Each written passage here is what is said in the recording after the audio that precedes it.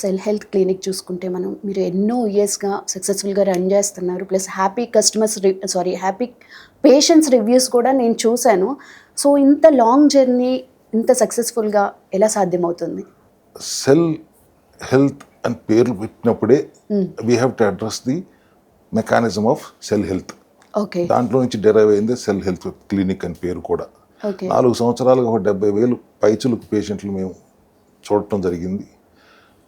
Cough to cancer, ఎటువంటి అనారోగ్యాన్నైనా అవలేలుగా మనం address చేయగలుగుతున్నాం. క్యాన్సర్ వరకు ఉన్నది ఒకటే జబ్బని ఇందాకే చెప్పాను. ఇప్పుడు మీరు పేర్లు చెబుతున్నారు. అది క్యాన్సర్ అంటే క్యాన్సర్ కణం తప్పు చేస్తుంది. ఓకే. సో అన్నిటినీ ప్రాస కోసం కాఫ్ టు క్యాన్సర్ అన్నాను, కానీ ఉన్నది ఒకటే జబ్బు, అది సెల్ తప్పు చేయటం. దాన్ని అడ్రస్ చేయాలంటే ఇదర్ వాటికి అందించాల్సిన పోషకాలు అందించి డిటాక్స్ చేయటం, ఫంక్షనల్ మెడిసిన్ లాగా పనిచేసే సప్లిమెంటరీ సపోర్ట్ తీసుకోవటం, ఆర్ 100 రోజులు 120 రోజులు ఆ కణం బతికినంతకాలం వాటిని పస్తు పెట్టి చంపటం. మనం చంపక్కర్లు అవే చేస్తాయి.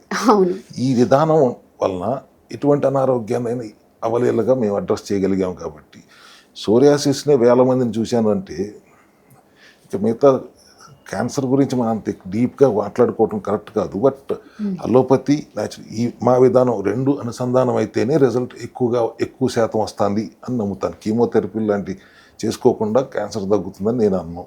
ఓకే. వాటికి ఆహారం అందనివ్వకుండా చేసే మా విధానాన్ని అలోపతిలో చేస్తున్న కీమోలో, రేడియేషన్లో, సర్జరీలో, టార్గెట్ థెరపీలో, ఇమ్యూనోథెరపీలో ఈ రెండింటిని అనుసంధానం చేసినప్పుడు రిజల్ట్ చాలా ఎక్కువ వచ్చింది అనేది నేను గమనించాను.